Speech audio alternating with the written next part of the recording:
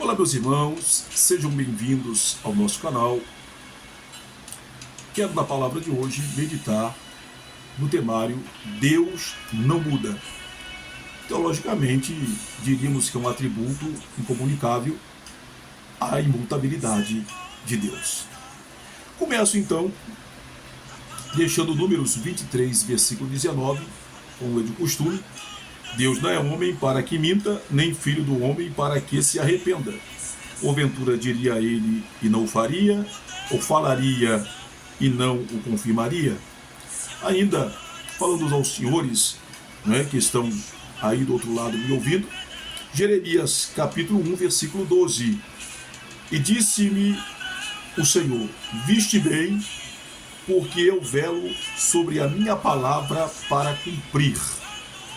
Então já começo meditando no aspecto da veracidade e da fidelidade de Deus. É importante do aspecto comum, quando eu falo de veracidade e fidelidade de Deus, eu falo das facetas ligado ao atributo da imutabilidade de Deus. Deus é imutável. É interessante que quando eu falo sobre essa questão da veracidade e da fidelidade, eu falo do aspecto que são conhecidos na Bíblia Sagrada. A Bíblia está cheia de narrativas que falam do Deus fiel e do Deus verdadeiro, ou como quiserem, verdadeiro e fiel. A veracidade e a fidelidade, elas são dois dos múltiplos aspectos da perfeição divina. Seria tirânica a concepção de um Deus onisciente, onipresente e onipotente. Nesse caso, quando eu falo de onisciente, onipresente e onipotente, eu falo de atributos incomunicáveis, aqueles atributos que só Deus tem. E dentro desse contexto entra a eternidade, porque Deus é eterno, não tem início e nem fim. Essa é a concepção teológica. E falamos também a respeito da imutabilidade, o Deus que não muda. Dentro desse aspecto, pensamos então, um Deus que na verdade não é tirano, mas seria tirânica, volto a dizer, a concepção de um Deus onisciente, onipresente e onipotente, mas que não fosse ao mesmo tempo verdadeiro e fiel. Porque se Deus não fosse verdadeiro e fiel, ele poderia ser considerado como se fosse aquele Deus do Olimpo em que brinca com o ser humano. Mas Deus não, ele é fiel aos seus princípios, ele é fiel também à verdade que produz, ligado à sua natureza. Isso é importante. O firmamento, as coisas que foram feitas ao nosso redor, o homem, por sua natureza, como cremos na palavra de Deus, no criacionismo. E é importante, então, percebemos assim que, ao contrário deste raciocínio, Deus é ao mesmo tempo veraz e perfeito, porque não é tirano, e diz, Deus não é homem para que minta. Ou seja, mostrando aqui essa natureza pecaminosa, imperfeita do ser humano em relação por si mesmo de andar na verdade. Ainda que nós tenhamos pessoas respeitosas da sua natureza ética, mas nós sabemos que o homem por si só, na sua natureza pecaminosa, ele é imperfeito e precisa da graça, do perdão e, claro, de arrepender-se. Portanto, podemos falar sobre essa veracidade de Deus da seguinte forma: a perfeição absoluta de Deus nos induz à compreensão de que a mentira é incompatível com a natureza divina. Deste modo, devemos ter sempre em mente que quando estamos tratando com Deus, estamos tratando com um ser verdadeiro, disposto a cumprir a sua santa e boa palavra, como nós citamos Jeremias 1,12, dizendo, viste bem, porque eu velo sobre a minha palavra para cumprir.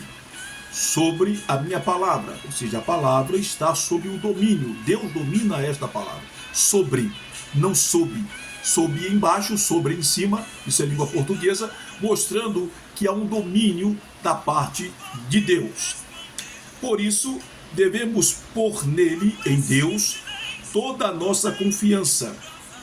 O Salmo 125, versículo 1, né? Aqueles que confiam no Senhor, eles não se abalam, mas permanecem para sempre. Então, o Salmo 125, versículo 1, ele fala justamente, não se abalar, mas permanecer no Senhor. Repetindo então o Salmo 125, versículo 1, ele assim está escrito na palavra de Deus: os que confiam no Senhor são ou serão como o monte de Sião, que não se abala, mas permanece para sempre, na certeza de que ele, Deus, estabelecerá o nosso direito e nos conduzirá a toda a verdade. Então, Deus perfeito, veraz e fiel e imutável, então nos conduz a um caminho verdadeiro, o caminho da verdade. Ainda podemos ressaltar que não há mentira em Deus. A Bíblia nos diz lá em Romanos, capítulo 3, versículo 4, sempre seja Deus verdadeiro e todo homem mentiroso, mostrando a capacidade, ou melhor, a incapacidade do homem permanecer dentro de um contexto de imutabilidade. Mas Deus é verdadeiro. A verdade é parte inseparável do caráter de Deus, assim como a mentira é inerente ao caráter do homem, ou seja, um homem pecador. Apesar disto, o ímpio tem tentado inverter as posições, procurando transformar o homem em Deus. Não é isso que nós temos visto? Enquanto insiste em reduzir Deus à posição do homem mortal. Daí não ser difícil ao homem intentar roubar para si virtudes exclusivas da divindade e transferir para Deus as mazelas e as misérias dos homens, ou seja, o homem pecador. Continuando, podemos dizer ainda que não há dúvida de que qualquer esforço nesse sentido, o homem, nesse caso, tentar entrar numa posição que não lhe é cabível, redundará em fracasso, pois Deus continuará por toda a eternidade sendo Deus da verdade, enquanto que o homem, ao menos que encontre liberdade em Cristo, permanecerá cativo da mentira. As Escrituras ainda falam para nós que a verdade que redime vem da parte de Deus. O Salmo 31, versículo 5, diz assim: nas tuas mãos encomendo o meu espírito, tu me remiste, Senhor Deus da verdade. Então, a verdade que redime é a verdade de Deus. O salmista Davi podia encomendar o seu espírito e confiar a sua redenção aos cuidados de Deus, o Deus da verdade. Ele tinha experiência própria de que, ainda que os entes queridos mais chegados pudessem abandoná-lo no dia da adversidade, podia confiar precisamente, inteiramente em Deus. O mesmo acontece conosco hoje, a qualquer dia ou hora da vida. Os melhores amigos com os quais acreditamos poder contar no momento em que mais esperamos ter a sua ajuda, seremos por eles desamparados. Deus, porém, permanece o mesmo, no mesmo lugar de sempre, fazendo provisão redentora em benefício daqueles que repousam na sua verdade, porque Deus não muda. Outro ponto importante ressaltar é sobre a verdade testemunhada. João 3, versículo 33 diz: aquele que aceitou o seu testemunho, esse confirmou que Deus é verdadeiro, que aceitou o seu testemunho, ele nesse caso aqui, confiou que Deus é verdadeiro. Como devemos agir face à revelação que nos foi feita da verdade salvadora de Deus? Devemos testemunhar da verdade divina com o mesmo ardor da iluminação recebida, contribuindo para a redenção daqueles homens e mulheres escravos da mentira e do engano imposto por Satanás. Jesus chama a si mesmo de verdade quando diz aos escravos da mentira: e conhecereis a verdade, e a verdade, ele coloca aqui claramente, vos libertará. E ele diz: se pois o Filho vos libertar, verdadeiramente sereis livres. João capítulo 8, versículo 32 e o versículo 36. Testifiquemos da salvação libertadora prometida por Deus através de Jesus Cristo, certo de que aqueles que aceitaram testemunharão, confirmando que o Senhor Deus é verdadeiro. Portanto, Deus não muda. Quero dizer aos senhores que nós estamos falando sobre Deus não mudar. Esse é o temário. Estamos falando sobre a imutabilidade de Deus e como a veracidade e a fidelidade, elas são uma faceta dessa imutabilidade. Destaco ainda a verdade que converte, que está ligado ao Deus que não muda. 1 Tessalonicenses, capítulo 1, versículo 9, diz assim: porque eles mesmos anunciam de nós qual a entrada que tivemos para convosco, e como dos ídolos vos convertestes a Deus para servir o Deus vivo e verdadeiro. Então a verdade que converte é mudança, ou seja, abandonou os ídolos, deixou o pecado. O apóstolo Paulo, ele escreve aos crentes de Tessalônica como pessoas que dos ídolos se converteram a Deus, para servir a Deus vivo e verdadeiro. Isso é importante a gente refletir. Mediante a esta palavra, percebemos aqui que Paulo, ele deixa bem claro que compreendemos que os ídolos são mentiras, não obstante muitos desejarem colocá-lo em posição igual a Deus, na mente das pessoas ou a outras pessoas, colocando em seus próprios corações seus milagres e alegada intercessão a favor dos homens, ou seja, os ídolos não fazem isso. São, pois, embustes de primeira grandeza, uma vez que todo o poder pertence exclusivamente a Deus, então é um engano. E o único intercessor a favor do homem junto a Deus é o Senhor Jesus Cristo. Está lá em Hebreus, capítulo 7, versículo 25, e também Paulo escrevendo a Timóteo. Tem um texto que diz que há um só mediador entre Deus e o homem, Jesus Cristo, o homem. Aqui, que a verdade de Deus brada contra a mentira e o engano dos ídolos. Lembremos-nos de que não fomos convertidos dos ídolos para Deus, sem propósito. Fomos convertidos para servir o Deus vivo e verdadeiro. Então abandonemos os ídolos. De que modo o texto está falando?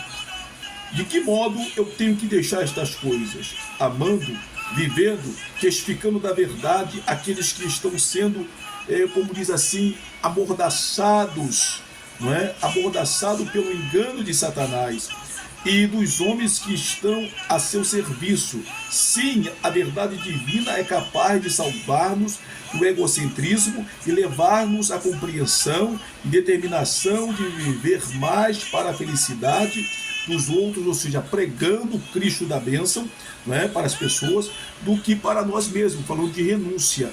Então nós ressaltamos aqui sobre essa veracidade de Deus. Eu falei sobre não há mentira em Deus, a verdade que redime, eu falei sobre a verdade testemunhada, a verdade que converte, que são pontos e facetas relacionados a essa imutabilidade. Deus é ao mesmo tempo verdadeiro em suas palavras e fiel em suas promessas. Precisamos pensar nisso. Aproveito agora no segundo tema, ou seja, um teólogo chamado Weinergruder, ele faz um comentário no seu livro a respeito da questão teológica em relação aos atributos de Deus. Eu quero ressaltar para vocês um pedaço que se encontra na página 108 do livro, que diz assim: quando falamos sobre o caráter de Deus, percebemos que não podemos dizer ao mesmo tempo tudo que a Bíblia nos ensina sobre o caráter dele. Então esses atributos estão ligados a esse caráter. Portanto, ele assim nos diz: emprega-se vários métodos diferentes da classificação dos atributos de Deus. E a classificação provavelmente mais usada são os atributos incomunicáveis de Deus, ou seja, aqueles atributos que provavelmente, ele diz assim, são os atributos que Deus não partilha conosco ou não nos comunica. Ou seja, atributos comunicáveis já é aquele que Deus partilha conosco e nos comunica. Então ele coloca aqui atributos incomunicáveis e atributos comunicáveis. Os incomunicáveis são atributos que só Deus tem, e os atributos comunicáveis são aqueles que o homem pode ter. Por exemplo, a onisciência, a onipresença, a onipotência, a eternidade e, neste caso, a imutabilidade. Deus não muda. Mas interessante que ele faz alguns comentários que nos chamam a atenção. Eu quero fazer essa observação aos senhores. Exemplo dos atributos incomunicáveis, nesse caso, seriam a eternidade de Deus, como eu já mencionei. Deus existe desde a eternidade, mas nós não. Sua imutabilidade, Deus não muda, mas nós sim. Em sua onipresença, Deus está presente em todos os lugares, mas nós só nos fazemos presente no lugar por vez.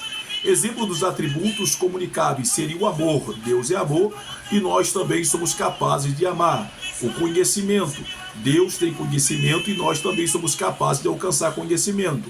A misericórdia. Deus é misericordioso e nós também somos capazes de demonstrar misericórdia. A justiça. Deus é justo e nós também podemos ser justos. Essa classificação dos atributos de Deus em duas categorias principais é útil e a maioria das pessoas tem uma noção de quais atributos devem ser ditos incomunicáveis e dos que devem ser feitos ditos comunicáveis. Assim faz sentido dizer que o amor de Deus é comunicável, mas não a sua onipresença. Uma das coisas que ele faz aqui a gente refletir é: será que de fato todos esses atributos, mesmo sendo comunicáveis, nós fazemos de acordo com aquilo que Deus faz? Eu creio que não. Nós, por exemplo, não amamos como Deus ama, não somos misericordiosos como Deus é, mas nós precisamos buscar ser. É importante observarmos isso.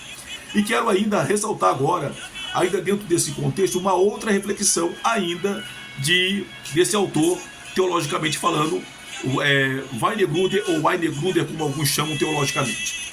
Nesse segundo momento, eu quero ressaltar aqui, como eu havia falado, nós não amamos como Deus ama, não perdoamos como Deus perdoa. Essa, pelo menos, é uma ideia geral. Ainda ele comenta essa reflexão. Porém, ponderando mais sobre o assunto, percebemos que essa distinção, embora útil, não é perfeita. Quando nós falamos dos atributos comunicáveis, o amor, a justiça e a misericórdia, por exemplo. Isso porque não há atributo de Deus que seja completamente comunicável. Ou seja, nós sentirmos ou fazemos como Deus faz. Ele é Deus e nós não somos. Isso é importante a gente refletir. Nem atributos divinos completamente incomunicável. Ou seja, ele começa a dizer que existe esse atributo incomunicável, mas existe alguma similaridade no aspecto humano. Embora eu concorde que onipresença, onipotência e onipresença, onisciência, melhor dizendo, não são atributos que são comunicáveis. Eu não vejo isso em nenhuma razão teologicamente. Isso fica evidente quando refletimos por um momento sobre algumas coisas que já conhecemos a respeito de Deus. Por exemplo, a sabedoria de Deus geralmente seria classificada como um atributo comunicável, pois também nós podemos ser sábios, mas jamais seremos infinitamente sábios como Deus é sábio. Isso é importante a gente refletir. Sua sabedoria é até certo ponto partilhada conosco, mas nunca plenamente. Do mesmo modo, podemos participar parcialmente do conhecimento de Deus, mas nunca participaremos plenamente dele. Deus é Deus, pois os pensamentos de Deus são mais elevados que o nosso, assim como os céus são mais altos do que a terra. Isaías 55, versículo 9. Podemos imitar o amor de Deus e participar desse atributo até certo ponto, mas jamais seremos infinitamente amorosos como Deus é. Assim, acontece com todos os atributos que normalmente denominamos comunicáveis. Deus, de fato, os partilha conosco até certo ponto, mas nenhum desses atributos é plenamente comunicável. Melhor dizer que esses atributos que chamamos comunicáveis são os mais partilhados conosco. Esse é um ponto que nós temos que refletir. E ainda, eu ressalto sobre esses atributos chamados incomunicáveis. Tem sua melhor definição quando dizemos que são os atributos divinos que menos participamos, segundo Gruden. Nenhum dos atributos incomunicáveis de Deus deixa de ter alguma semelhança no caráter dos seres humanos. Embora, volto a dizer, para mim, um ser humano, o mais próximo que seja, alcançará a onipresença, a onipotência e a onisciência. Então isso é importante. Mas vamos lá. Deus, por exemplo, é imutável, mas nós mudamos. Só que não mudamos completamente, pois alguns aspectos do nosso caráter permanecem em larga medida inalterados. Nossa identidade individual, muitas das nossas características pessoais e alguns dos nossos propósitos de longo prazo se conservam substancialmente inalterados por muitos anos e se manterão em larga medida inalterados quando nós virmos livres do pecado e começarmos a viver para sempre na presença de Deus.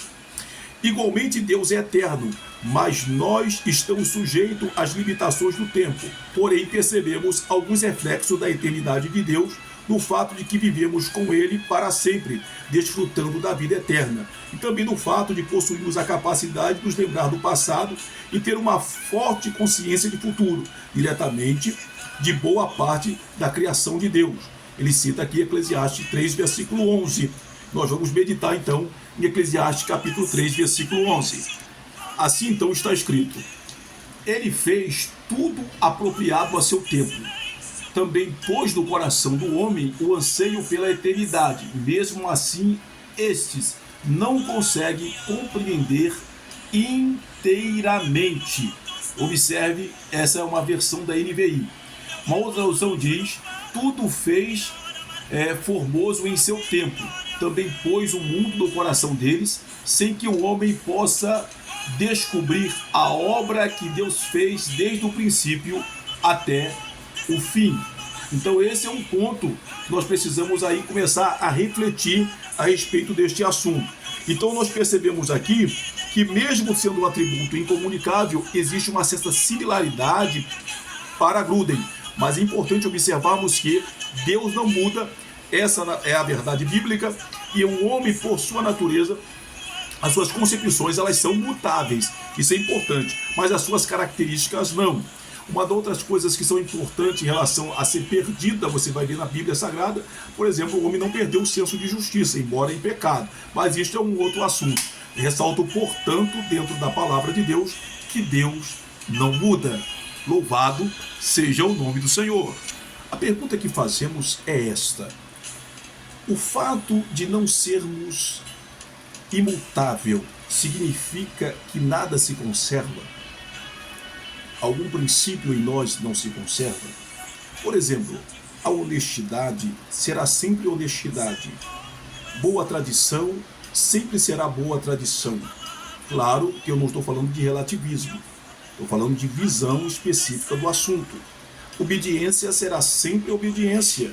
Verdade será sempre verdade. E mentira será sempre mentira. Observe que o aspecto, a pergunta que se faz o fato de não sermos imutável significa que nada se conserva?